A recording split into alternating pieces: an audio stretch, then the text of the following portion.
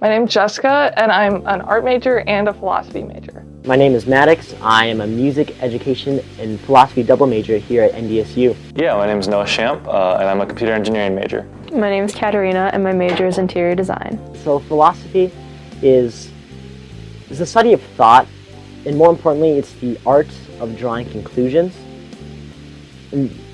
But it's also the birthplace of any new ideas. A lot of novel ideas start off as philosophical thought experiments, and then they are philosophical conclusions, and they kind of derive into their own study as they start to get tested.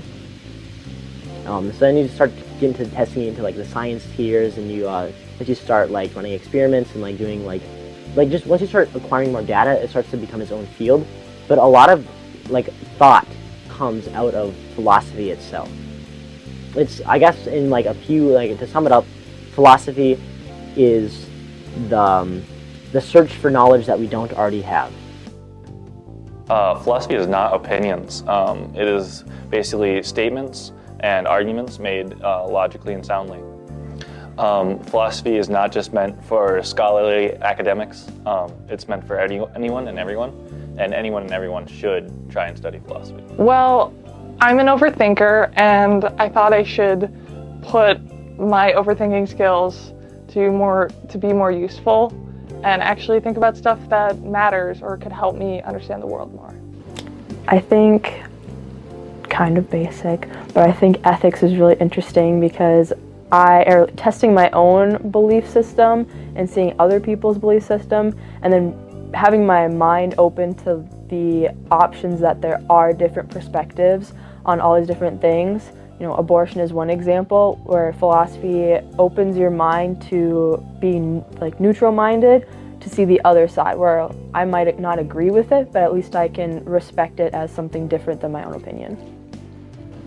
I think because it goes a step further. I mean, like I said, if any other discipline was compared to an onion, you peel back one layer, you understand how we do something or why we do something, but philosophy, the onion keeps, the layers keep falling off, or you keep pulling them off, and you kind of stay like that curious kid that was asking, why? Well, why? Well, why this? Well, why that? And it's just fun to get in tap with that inner child. Yeah, if you accept one as broad as this, it's to understand our reality and how we interact with it.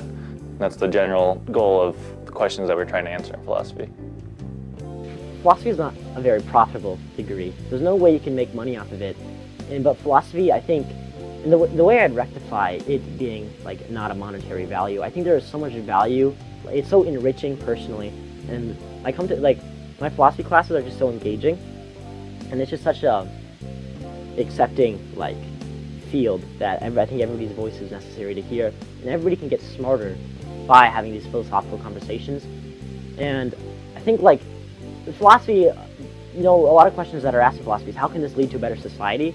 And I think having more philosophers would lead to a better society, because a lot of people can improve themselves simply by having more philosophical background and by looking into philosophy more. And I think philosophy is worth it to study, because if you just have one friend in the friend group that talks about philosophy, you're going to have that friend group that's just that much more philosophically inclined, and that you just have many more people that are making the good choice, because philosophy often looks at what's good.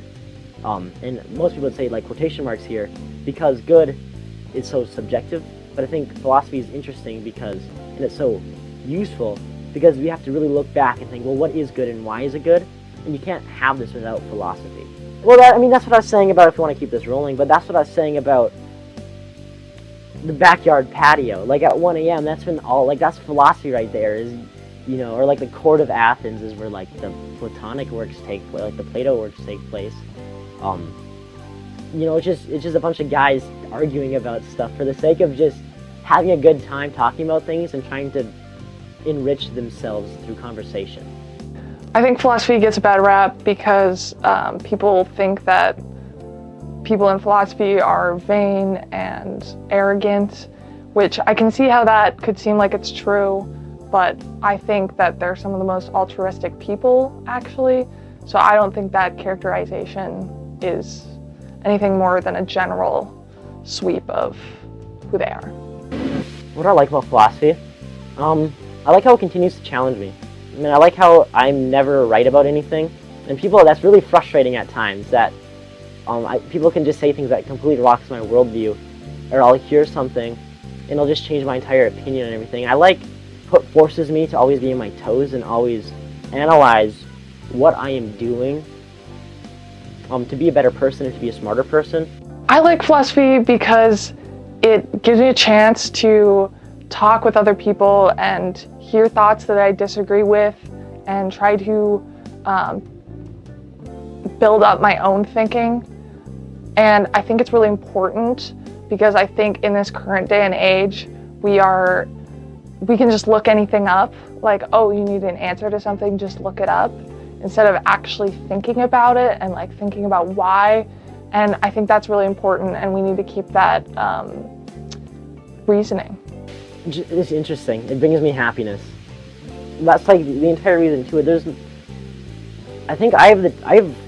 I'm a freshman, and I think being a freshman, I have the tools to think critically at a philosophical level. And continuing this degree is simply because I like acquiring these tools and I like talking about it. But I think I am a step above. Like, I have the moral obligation that people have, but I continue to study philosophy simply because it's enriching. And the more I study philosophy, the more I can find enrichment in other things as well, and the more I find the value of other things, because it helps me critically think. And these are tools that I think the less philosophy I study, the less it just leads to more enjoyment. I think philosophy just leads to enjoyment, and it's just enriching in and of itself.